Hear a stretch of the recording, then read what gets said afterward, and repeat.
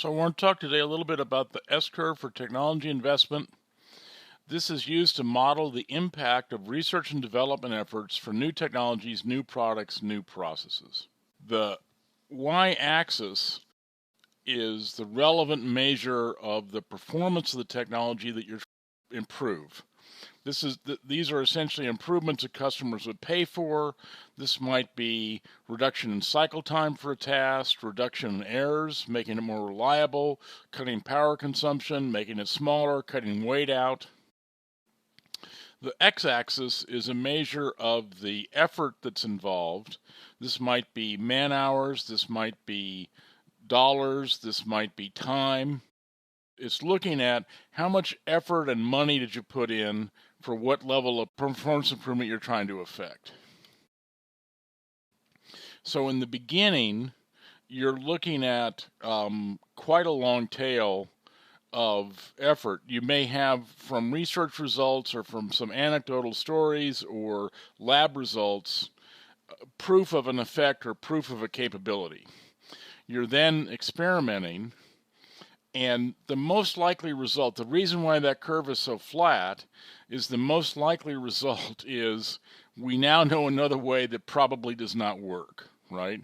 And Edison went through this in trying to figure out what filament to put in the electric light. And at one point he was asked, so what have you actually accomplished? And he said, results. Well, man, I've gotten a lot of results. I know several thousand things that won't work. And so that's the research phase. At some point, things start to happen. Things start to come together. You gain a better appreciation for how the technology works or what the process is doing. And you start to see that you can get more predictable improvements from an investment of incremental effort. And so now the curve starts to take off. That's the difference between primarily research and primarily development. With development, your results are more predictable, and more of the time they yield some improvement. As this continues and you continue to refine and improve it, what you do is you start to hit limits. You start to see either physical limits or other kinds of limits in the process. And so you can still wring out improvements, but they become increasingly small. You're essentially approaching an asymptote. So why is this curve important? This curve gives you a heuristic, kind of a rule of thumb for what is true most of the time for technology investments. It's typically in the beginning you've got a lot of research, you get a better understanding, you start to see rapid improvement, then a slower rate of improvement, and then things hit a limit. So how do you tell where you are on the curve? And one way to do that is to keep track of your past efforts and what results that they yielded. And if for the most part you're trying things that don't work, don't yield any improvement, then you're probably in research.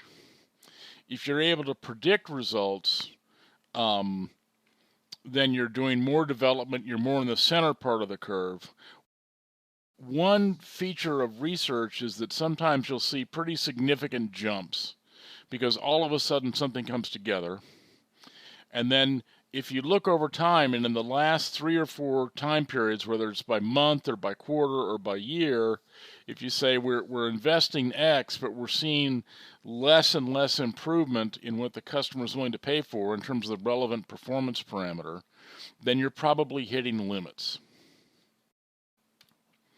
So what normally happens is you have a series of technologies together that go into a product, and as one technology starts to hit a limit, you investigate and incorporate a second and then a third. And let me give an example of this from spreadsheets. Spreadsheets were a paper and pencil paradigm. They were people who did spreadsheets 50, 7,500 years ago. And the first generation of automation were essentially mainframe tools that took care of the calculations. So once you got things set up and got the formulas entered, you could make changes in the inputs, and the tool would take care of the calculations. the limits of that were there was a lot of mental translation needed between the language you were writing the model in and the representation of the tableau or the spreadsheet. As that started to hit the limits, people wanted to have teams collaborate on spreadsheets, or groups, or at least 2 or 3 individuals.